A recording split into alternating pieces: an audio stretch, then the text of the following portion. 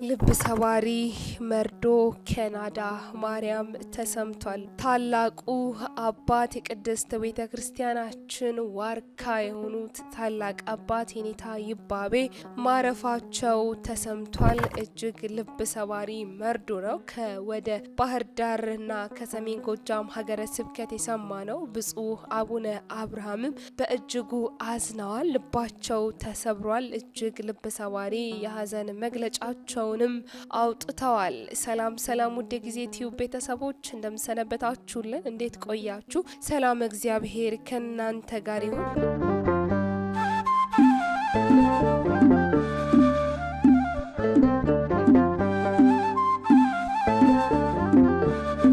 ዛሬ በሰማነው መረጃ መሰረት እንግዲህ ታላቅ አባት የሆኑት ታላቅ የቅድስት ቤተ ክርስቲያናችን መምህር ሊቅ የሆኑ አባት እንግዲህ ከዚህ ዓለም በሞተ ስጋ ተለይተዋል። እንግዲህ ባለፉት 2 እና 3 ዓመታት ቅድስት ቤተ ክርስቲያናችን አሉኝ የምትላቸውን አንጡረ ሀብት የሆኗትን ታላላቅ ሊቃውንት በህመም በድንገተኛ ሞትና በተለያዩ አደጋዎች በጦርነት ጭምር በስጋ ሞት ያጣቻቸው ትገኛለች። ታላቅ ሀዘን ነው ዛሬም የሰማ ነው። የክብረ ደናግል ናዳ ቅዱስ ላሊበላ አንድነት ገዳምና አበምኔት እንዲሁም የናዳ ማርያም ገዳም አበምኔት የሆኑት እኚህ ታላቅ አባት ናቸው። እንግዲህ ከዚህ ዓለም ድካም ያረፉት እኚህ ታላቅ አባት የትርጓሜ መምህር የአቡሻህር እንዲሁም ደግሞ የፍትሐ ነገስትና የቅኔ መምህርም ጭምር ናቸው። ታላቅም ሊቅ ናቸው። 4 አይና አባትም ጭምር ናቸው።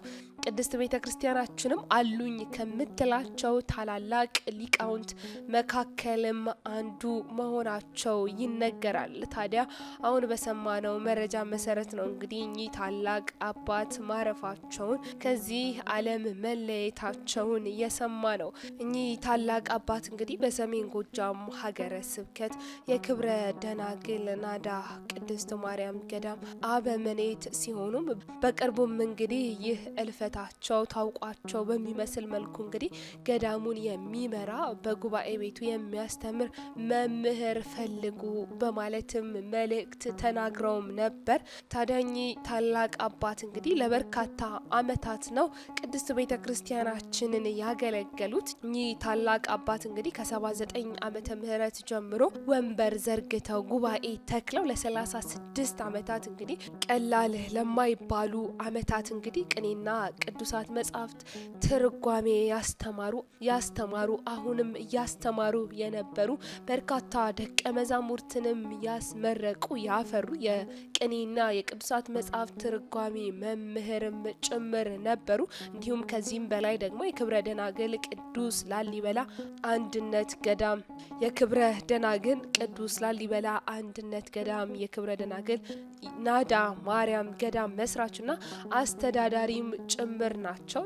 ጫካ መንጥረው ምድረ በዳውን አቅንተውና ጋራ ሸንተረር ገነት አስመስለው የሚመሩ እንዲሁም ደግሞ ከሰው እጅ ሳይጠብቁ በልማት የሚተዳደሩ ታላቅ ጠንካራም አባት ጭምር ነበሩ። እንግዲህ በጆሮአቸው ትርጓሜ እየሰሙ በእጃቸው ዶማ ይዘው የሚቆፍሩ አእምሯቸውንም እጃቸውንም የሚያሰሩ የኔታ ጆሮአቸው ትርጓሜ ይሰማል፣ አንደበታቸው ምስጢር ያፈልቃል እየተባለ የሚነገርላቸው የተሰወረው የሚገልጡ የረቀቀውን የሚያጎሉና የተሳሳተውን የሚያርሙ የጠመመውንም የሚያቀኑ እጃቸው ደግሞ ዶማ ይዞ የሚቆፍር ታላቅ ሊቅም ጭምር ነበሩ። እንግዲህ እኚህ ታላቅ አባት እንግዲህ ቁጭ ብለው ከእሳቸው ትርጓሜ የሚማሩ እንዲሁም ደግሞ እሳቸው በአንደበታቸው በእጃቸው 2 ስራ እየሰሩ የሚያስተምሯቸው በርካታ ደቀ መዛሙርትም ነበራቸው። እኚህ ታላቅ ሊቅ ታላቅ አባት እንግዲህ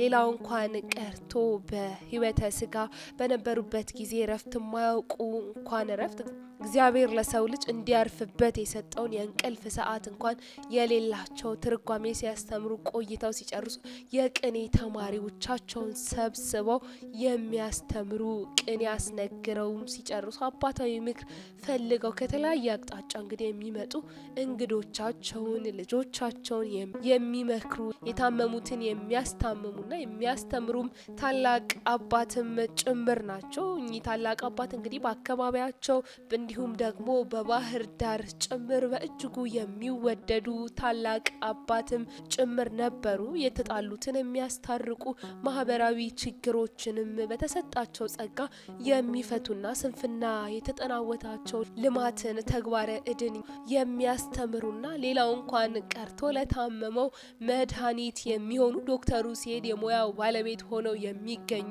ፖለቲከኛው ሲሄድ ሀገር የምትድንበትን አቅጣጫ የሚያሳዩ፣ ግብርና ባለሙያው ሲሄድ እሱ በወረቀት የተማረውንና የሚያውቀውን እሳቸው በተግባር ያሳዩና ሁሉንም እንደ ሙያቸው የልባቸው ሲነገራቸው ከየት አገኙት ከየት ተማሩት እያሉ ራሳቸውን እየነቀነቁ ከንፈራቸውን እየመጠጡ እጃቸውን በአፋቸው ላይ ጭነው ወደ የመጡበት የሚመለሱ በርካታ ሰዎችም ነበሩ። ታላቁ ሊቅ የኔታ ይባቤንም አይተው በርካቶች ይደመማሉ። እኚህ ታላቅ አባት ናቸው እንግዲህ በዛሬው እለት ማረፋቸውን የሰማ ነው። እኚህ ታላቅ አባት ለቅድስት ቤተክርስቲያናችን ታላቅ አባት ከመሆንም በላይ እንግዲህ ታላቅ ዋርካም ጭምር ናቸው። በቁጥር የማይለቁ በርካታ ደቀ መዛሙርትንም ማፍራት የቻሉም አባት ነበሩ።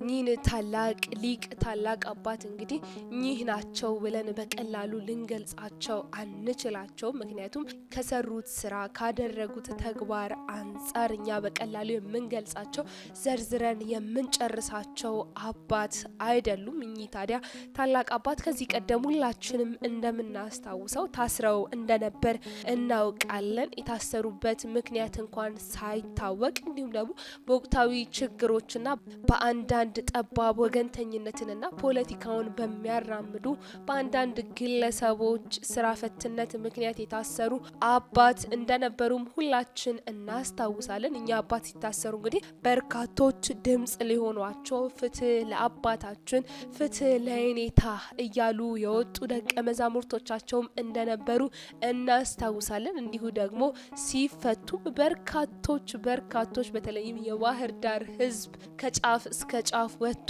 እንደተቀበላቸውም ሁላችንም እናስታውሳለን። እኚህ አባት ከበርካታ ኦርቶዶክሳውያንና ምእመናን ልብ ውስጥ ተቀርጸው የተቀመጡ አባትም ጭምር ነበሩ። እኛ አባት እንግዲህ ዛሬ ማረፋቸውን ተከትሎም የባህር ዳር ሀገረ ስብከት ሊቀ ጳጳስ የሆኑት ብፁዕ አቡነ አብርሃምም በእጅጉ ልባቸው ተሰብሯል። የሀዘን መግለጫቸውንም አስተላልፈዋል። ብፁዕነታቸው እንግዲህ በሰጡት የሀዘን መግለጫቸው ላይ እንግዲህ ይህ ዘመን ቤተክርስቲያን ለሀገር ምልክት የሆኑ ታላላቅ ሊቃውንት ልጆቿን እያጣች ያለችበት ጊዜ ነው በማለትም ይህንን ዘመን ይህ ጊዜ ለቅድስት ቤተክርስቲያን እጅግ ከባድና በፈተና የተሞላ ጊዜ እንደሆነም ተናግረዋል። ታዲያ ይህ በዛሬው ዕለት ቤተክርስቲያናችን በስስት ከምትመለከታቸው ሊቃውንት ልጆቿ አንዱ የሆኑትን አራት አይና የኔታ ይባቤ በላይ ወይንም ደግሞ አርአያ ስላሴን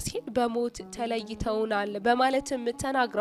በሊቁ ረፍት የተሰማንንም ጥልቅ ሐዘን በባህር ዳርና በሰሜን ጎጃም ሀገረ ስብከት ስም እየገለጽኩኝ እግዚአብሔር ለቤተ ክርስቲያናችን መጽናናትን እንዲሰጥም እመኛለሁ በማለት ብፁዕነታቸው ብፁዕ አቡነ አብርሃም ተናግረዋል። የአርአያ ስላሴን ወይንም የኔታ ይባቤን የታላቁ ሊቅ ነፍስ እግዚአብሔር አምላክ በአጸደ ገነት ያሳርፍልን በማለትም ብፁዕ አቡነ አብርሃም የባህር ዳርና የሰሜን ጎጃም ሀገረ ስብከት ሊቀ ጳጳስ የሆኑት ብፁዕነታቸው እንግዲህ በተሰበረ ልብ ይህንን መልእክታቸውን የሀዘን መግለጫቸውንም አድርሰውናል። ይህ ለበርካታ ኦርቶዶክሳውያን የዛሬው ዕለት እንግዲህ ትልቅ የሀዘን ቀን ነው። እኚህን ትልቅ አባት ማጣት ቀላል አይደለም። የኚህ ታላቅ አባት የታላቁ ሊቅ የኔታ ይባቤ በረከታቸው ይድረሰን። እግዚአብሔር አምላክ ነፍሳቸውን በአጸደ ገነት ያሳርፍልን፣ ለቤተሰቦቻቸው እንዲሁም ደግሞ